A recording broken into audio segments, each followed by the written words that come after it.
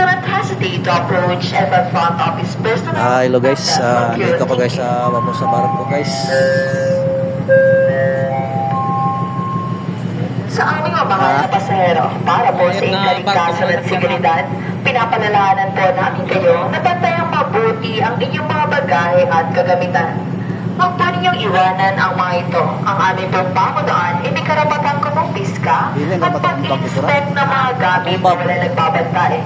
Pinagbabawalan din ng mga pasahero na magtungo o pumasok sa mga off-limits na lugar sa barko. Ang pamunuan ay walang pananagutan sa anumang maaaring mangyari sa mga kagamitang iniwanan na wala nagbabantay. Kung may katanungan, huwag po mag-atubling kausapin ang sinuman sa aming front office personnel o bow crew. Maraming salamat po.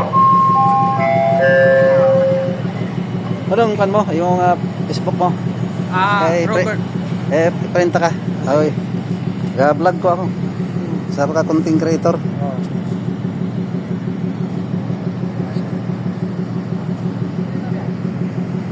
Robert Espartero.